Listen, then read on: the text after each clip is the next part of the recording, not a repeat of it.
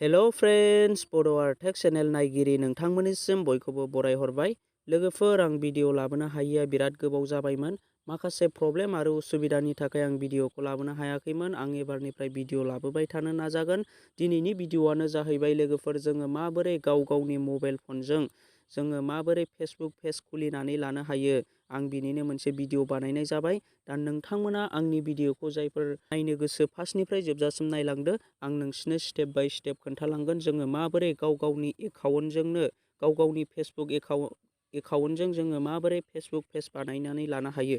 फैदो बिदिब्ला लोगोफोर, आं दा बारा गोबाव खालामाजासे आं आंनि मबाइल स्क्रिनाव थांनानै दिन्थिदिनि जोङो माबोरै गाव गावनि मबाइल फनजों फेसबुक पेज क्रिएट खालामनानै लानो हायो।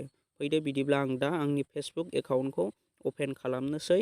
अपेन खालामनानै आं दा आंनि फेसबुक पेजखौ अपेनाव होनोसै, आंनि एकाउन्टखौ लगइन खालामनानै लानोसै।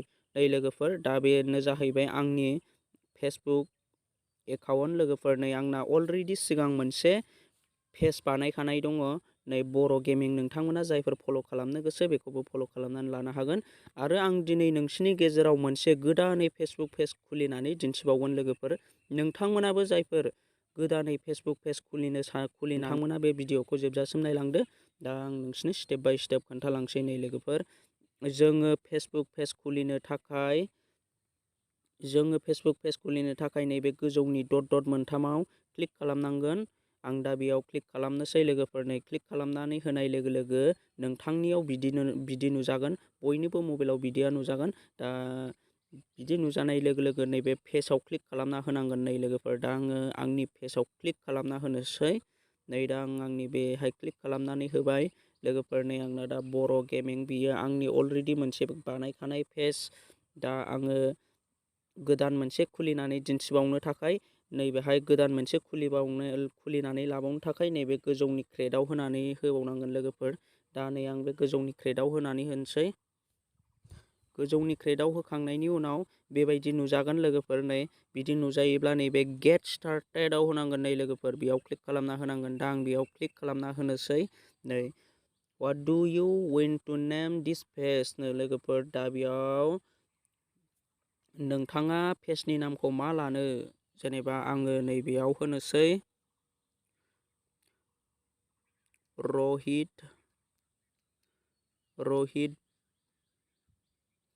रहित ब्लग लानोसै। लोगोफोर, रहित ब्लग होबाय आङो। फेसबुक पेजनि नामा जासिगोन आंना रहित ब्लग। लोगोफोर, which category best describe this page? लोगोफोर, नोङो मा टाइपनि भिडिअ बानायनानै हगारगोन बे फेसबुक पेजाव? लोगोफोर, आं दा पार्सनेल ब्लगखौ सेलेक्ट खालामनोसै बेयाव, आरो नेक्स्टखौ होनोसै। नै आङो दा नेक्स्टखौ होबाय। Do you have a website for writing blog?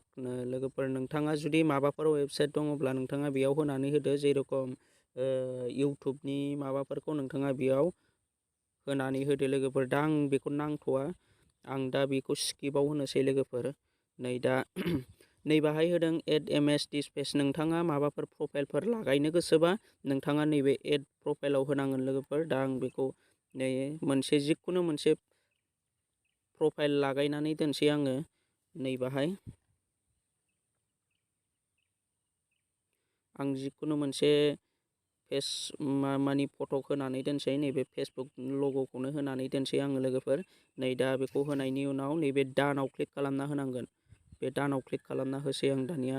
नै अके लोगोफोर, नोंसोरनो नुदों जानांगौ नै मेगनजों आंना नै फेसबुक पेजआ अलरेडि सेभ जाबाय। लोगोफोर, मानि आंना 100%आव 80%आनो जाबाय। लोगोफोर, मानि आंना दा फेसबुक पेजआ जाबायानो। लोगोफोर, मानि 2-3 मिनिटावनो जोङो फेसबुक पेजखौ जोङो क्रिएट खालामनानै लानो हायो। लोगोफोर, दा नै आं बेयाव इनभाइट फ्रेन्ड बेखौ आं मानि उनाव बानायनानै लानोसै। दा नोंथांमोनाबो जायफोर फेसबुक पेज खुलिनानै लानो गोसो बेबायदिनो खालामनानै लाबानो जाबाय। लोगोफोर, जोबोर गोरलै फेसबुक पेज खुलिनो थाखाय। दा आङो बेखौ न'खौ होनोसै।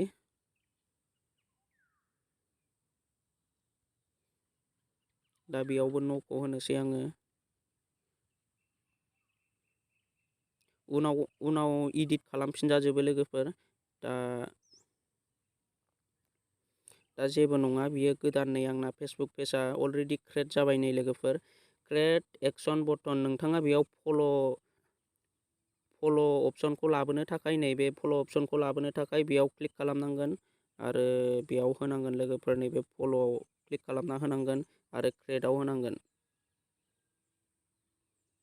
रं देखायदों लोगोफोर, माने जाथ'वाखै आंना। नै जुदि नोंथाङा बे फेसबुक पेजखौ आरो माबाफोर सोलाय सोल' खालामनो गोसोबा, नैबे इडिट पेजआव होनांगोन लोगोफोर। नैबे इडिट पेजआव होनानै नै नोंथाङा अबेबा बुस्थुखौ जुदि माबाफोर खालामनो गोसोबा नोंथाङा बेयाव गोसोबायदि इडिट खालामनो हागोन। नै दा आं बे फल' बटनखौ लाबोनो सानदों। दा आंना नेटआ एसे प्रब्लेम, आं बेक होफिननोसै। नै लोगोफोर जाबायानो आंना। नोंथाङा जुदि माबाफोर रिल्सफोर भिडिअफोर बानायनो सानदोंबा नैबे रिलाव क्लिक खालामना होनांगोन आरो नोंथाङा नोंथांनि पेजखौ प्रमट खालामनो सानदोंबा नैबेहाय होनांगोन। माने नोंथाङा फैसा एड खालामनानै नोंथाङा बेयाव प्रमट खालामनो हागोन लोगोफोर। नोंथांनि चेनेलाव फल'वार्स बा भिउ लाबोनो सानदोंब्ला आरो नोंथाङा नै नोंथांनि लोगोफोरखौ इनभाइट खालामनो थाखाय नैबेहाय क्लिक खालामना होनांगोन। दा बेयाव क्लिक खालामना होनाय लोगो लोगो नोंथाङा सोरबायदि मानसिखौ इनभाइट खालामगोन नोंथाङा बेयाव टिक मार्क होबानो जाबाय नै लोगोफोर। नोंथाङा नोंथांनि फेसबुक पेजखौ फल' खालामनो थिननो थाखाय नोंथाङा बेयाव क्लिक खालामनानै इनभाइट खालामबानो जाबाय। जाय नोंथांनि पेजखौ माने नुहैगोन बैसोरबायदि मानसिया। दा लोगोफोर नोंथांमोना मिन्थिबाय जानांगौ जोङो फेसबुक पेज खुलिनानै लानो थाखाय जोबोर गोरलै। दा नोंथांमोना जायफोर फेसबुक पेज खुलिनानै लानो सानदों नोंथांमोना बे भिडिअखौ नायनानै खालामबानो जाबाय। दा फेसबुक पेज खुलिनो थाखाय जोङो जोबोद इजियैनो फेसबुक पेजखौ खुलिनानै लानो हायो। दा लोगोफोर दिनैनि भिडिअआ बेखिनियानोसै।